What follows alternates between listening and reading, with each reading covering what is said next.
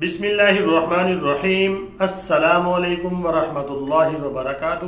جزا اللہ عنا سیدنا محمد ما هو اہلہ۔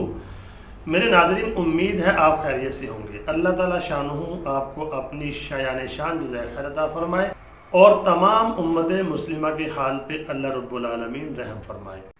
میرے ناظرین، آج کی جو میری دوسری ویڈیو ہے اس کا ٹائٹل اور موضوع یہ ہے کہ مدینہ منورہ کو 3 دفعہ جھٹکے لگیں گے، زلزلہ آئے گا 3 دفعہ۔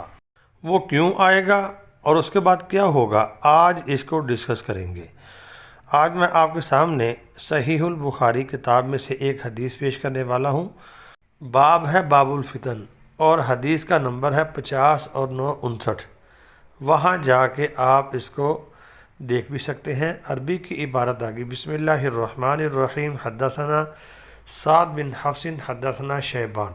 امام بخاری رحمۃ اللہ علیہ فرماتے ہیں ہمیں حدیث پہنچی سعد سے، تو سعد نے کہا ہمیں حدیث پہنچی شیبان سے، وہ روایت کرتے ہیں یحییٰ سے، یحییٰ روایت کرتے ہیں اسحاق بن عبداللہ بن ابی طلحہ سے، وہ روایت کرتے ہیں حضرت انس ابن مالک رضی اللہ تعالی عنہ سے۔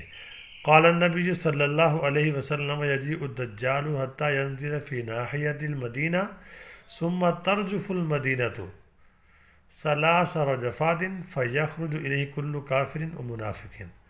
اردو کا ترجمہ دیکھیں، ہم سے سعد بن حفص نے بیان کیا، ہم سے شیبان بن عبد الرحمن نے، انہوں نے یحییٰ سے، آگے چلتے چلتے چلتی ہے حضرت انس ابن مالک رضی اللہ تعالی عنہ تک۔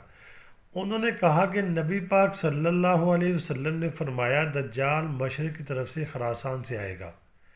میرے ناظرین، خراسان کا لشکر پہلی دفعہ امام مہدی کی یعنی کہ معاونت کے لیے جائے گا، تو حضرت امام مہدی فتوحات کرتے کرتے آپ کو پتہ ہے کہ پہنچ جائیں گے وہ یعنی کہ یورپ تک۔ تو جب وہ فتح کرتے جائیں گے تو کفار کو شکست ہوگی تو پھر دجال آئے گا۔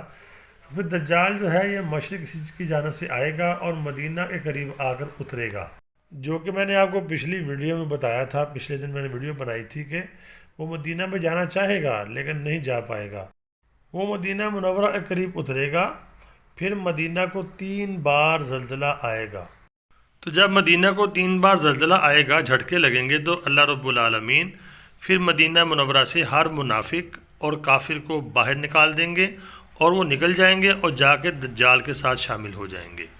تو میرے ناظرین، آپ نے حدیث پاک سماعت فرما لی ہے۔ اگر آپ نے حدیث کو غور سے سنا ہے تو آپ نے اس سے پہلے ایک حدیث سنی ہوگی جس میں ذکر ہے کہ دجال مدینہ منورہ میں داخل نہیں ہو سکے گا۔